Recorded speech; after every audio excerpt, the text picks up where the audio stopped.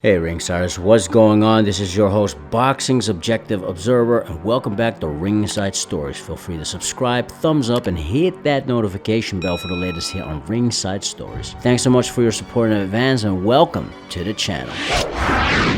Usyk ain't on the list. He's a no-name. No one's interested, and he doesn't make any money. So what would I want to fight him for?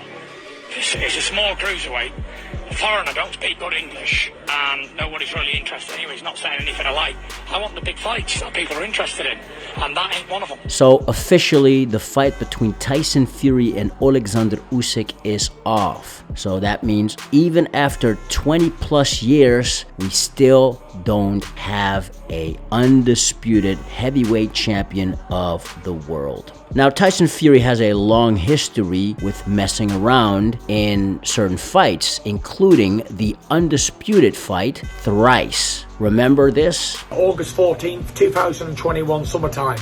All eyes of the world will be on the Kingdom of Saudi Arabia. And I cannot wait, repeat, cannot wait to smash Anthony Joshua on the biggest stage of all times. This is going to be the biggest sporting event ever to grace the planet Earth. Do not miss it. All eyes on us. Peace out. God bless. See you all in Saudi! Tyson Fury comes out, the fight's on, I'm happy, it's all done, spoke to the Saudis, got confirmation, let's go. 2 days after. Are you sure now? I am. Or should we just hijack out of it and go to Saudi Arabia and fight somebody else? Wilder, contract signed, you get smashed. AJ feels that Fury never wanted to fight him, that Fury was just using his name for clout. I'd like to believe that Tyson Fury wants this fight and wanted this fight, and basically he was just fucked by others. But no one tried 1 inch to ever make this fight, apart from me and AJ. April 29th is definitely a worker. I will see you all on the night. This is the biggest event in British boxing history. The fight of the century, 2 undefeated world heavyweight champions throwing down to see who is the number one in the division. The undisputed world heavyweight championship on the line. Is there any hope for April 29th? I don't think so. No. I don't really think so. Usyk, you little shithouse. Tried all week to get out of it, begging for a rematch like a little girl. You got your rematch and didn't even want to fight at that. Always know, pussy, that you was never man enough to tangle with the Gypsy King. And your full team know it as well. And all the lawyers have got the full information. And always know that you or anybody else like you could never tangle with the Gypsy King, you shithouse little coward. Oleksandr Usyk, on the other hand, has a long history of being a straight shooter, not being difficult to deal with when it comes to negotiations. Alex Krasyuk, Everyone's like trying to convince that Usyk would have his payday fighting Tyson Fury, but it's not true. The money Usyk is supposed to make in this fight probably 3 times smaller than he made in his last fight. So it's not the payday for Usyk 100%, because he wanted to be the part of the undisputed heavyweight undisputed fight. He wanted to deliver this to the whole world, and especially to his homeland, to the country of Ukraine, where he is one of the biggest inspirations. let us be for real. Tyson Fury is a great fighter, he's a great showman, he's great for the sport of boxing, but especially in more recent years has taken the more Floyd Mayweather route of picking his opponents for risk-reward. Tyson Fury fought Dillian Whyte when Dillian Whyte came off a recent knockout loss to Alexander Povetkin. Tyson Fury fought Deontay Wilder 3 times, a guy who in his first outing had the best of him, even a Tyson Fury who just came off a 2.5-year layoff. And then when the opportunity presented itself to fight for Undisputed for a whole lot of money, Tyson Fury simply walked away. And just like with Anthony Joshua, Team Fury has strung along Team Usyk for the last 3 to 6 months, but also the boxing public. You are next! You are next! Me and you, sucker, next! Me and you! You get me, little sucker! Rabbit!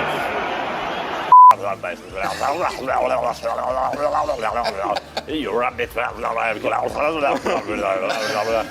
There's a camera here. Hello, good luck. I crazy. Good luck.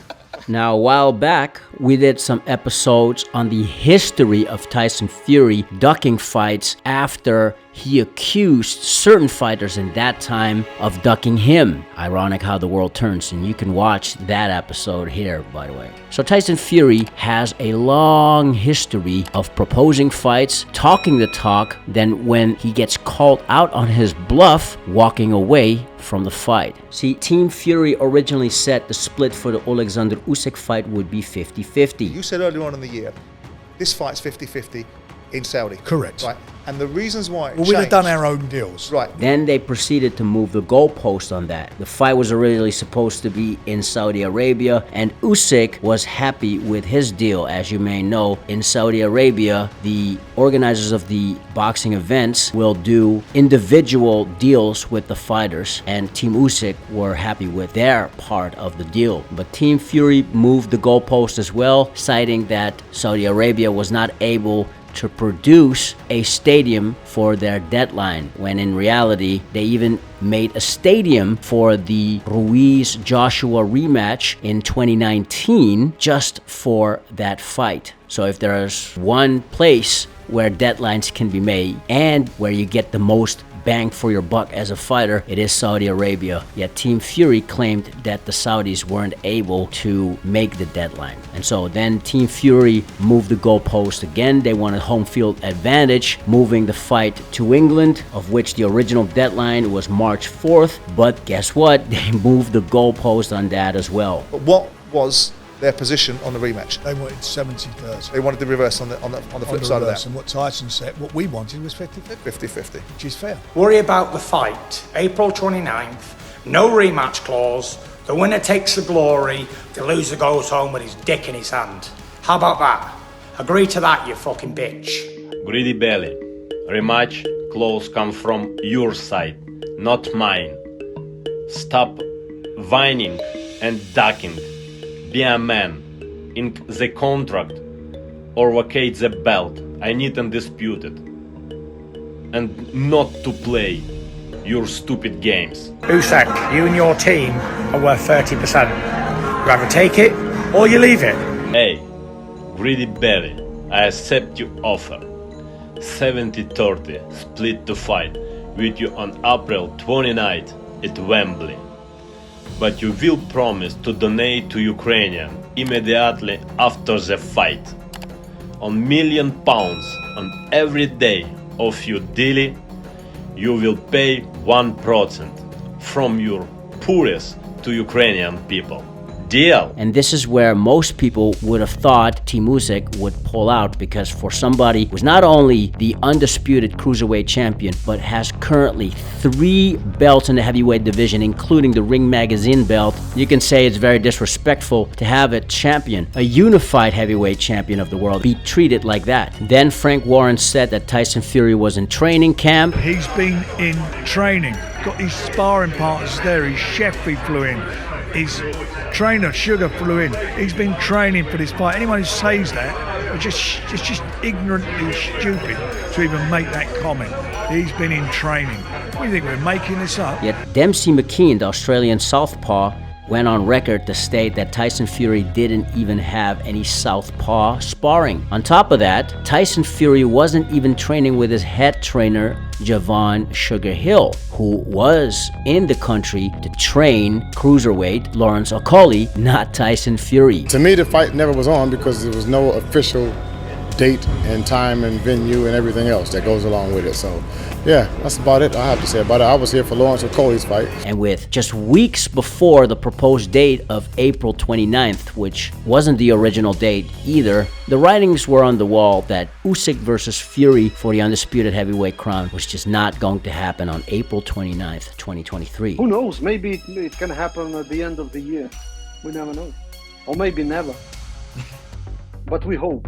With everything on the line, with the biggest prestige, 2 undefeated fighters, saying that you're the best, boxing legacy, the most money that is available, to make such demands that it is impossible for the other party to agree, that means the one making the demands does not want to make the fight. Tyson Fury so far only has 6 world title fights, 3 against the same guy, and he hasn't fought the majority of the top 10. He hasn't fought Anthony Joshua, he hasn't fought Filip Hrgovic, and he hasn't fought Oleksandr Usyk, the man who came up from cruiserweight, who Tyson Fury ironically called a middleweight, and with all of the dimensions, home court advantage, 70-30 split, Tyson Fury still declined the fight for Undisputed. As for Oleksandr Usyk, they are most likely ordered to fight their WBA mandatory challenger, that being the regular champion Daniel Dubois. And that too can be an interesting fight, but it does not compare to what could have been the undisputed fight between Tyson Fury and Oleksandr Usyk. Let us know in the comments below what you make of this situation, and if we will see the fight for Undisputed anytime soon.